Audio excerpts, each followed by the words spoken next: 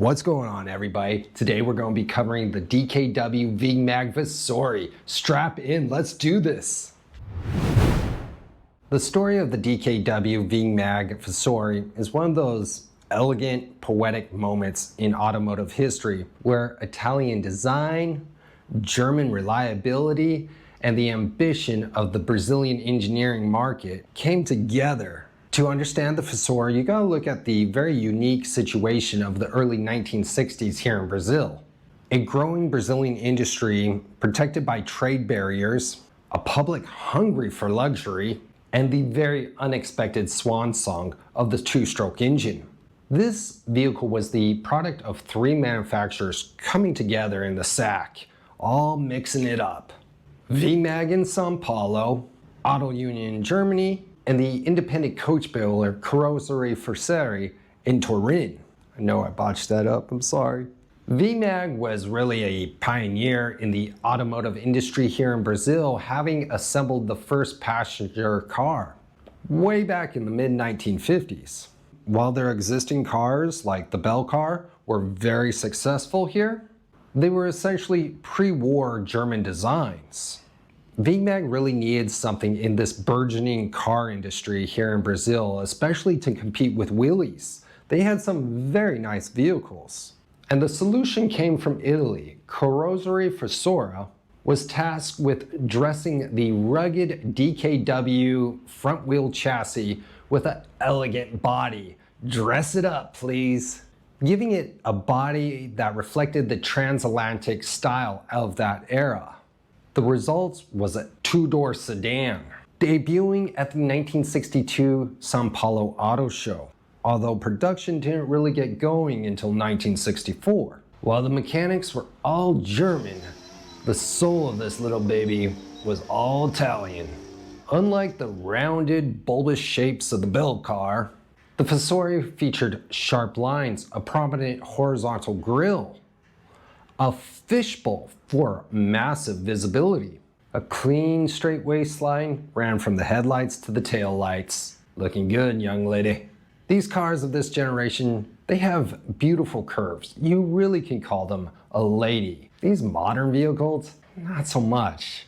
This car really had the square look that was championed by the Italian designers at the time. Gorgeous. The elegance was just not superficial. It also went straight into the interior, which justified its very hefty price.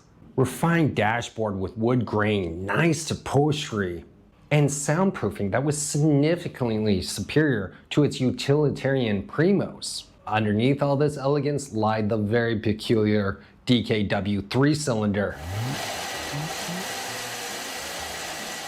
Two-stroke. This little beastie produced around 50 to 60 horsepower. Not a lot of ponies, but it's a couple ponies. To the uninitiative, the engine was a marvel of simplicity. It had only 7 moving parts. No camshafts, no timing chains, no valves. Very simple. While this made for a very lightweight unit, you did have to mix your own oil. A little bit of alchemy going on there.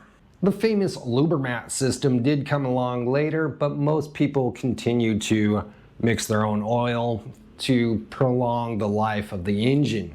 And driving a Fissore was a very unique sensory experience, as the blue puff of smoke was really at odds with its stately appearance. And the Fissore was built on a very sturdy box chassis. That thing was a little rock.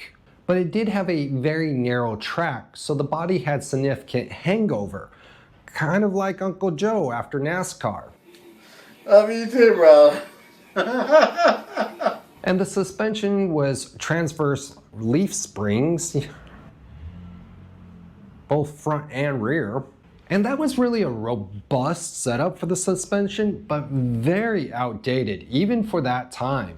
And to me, front-wheel drive is wrong-wheel drive, but the Fissore's front-wheel drive gave it excellent traction here in Brazil's untamed streets. You know, many of these streets would just go straight into dirt roads. So it was able to really, stick to the road. And over time, the car went from a 6-volt to a 12-volt electrical system, farther, refining it for a market that considered it a very niche market, a very niche vehicle, niche, and really catered to the sophisticated driver that enjoyed mechanical simplicity and elegance. The fate of the Fissore was ultimately decided by corporate cannibalism. Yum yum. In the 1960s, Volkswagen Wolfsburg started taking over Auto Union in Germany and eventually took control of Vemag here in Brazil. And Volkswagen do Brazil had a very little interest in pursuing the very strange and outdated two-stroke engine technology. They phased that out in favor for their own Boxster air-cooled engines. 1967 was it for the Fissore, and these are the most prized Fissores that you can get. They are the most refined, they are the most well thought out Fissores you can get.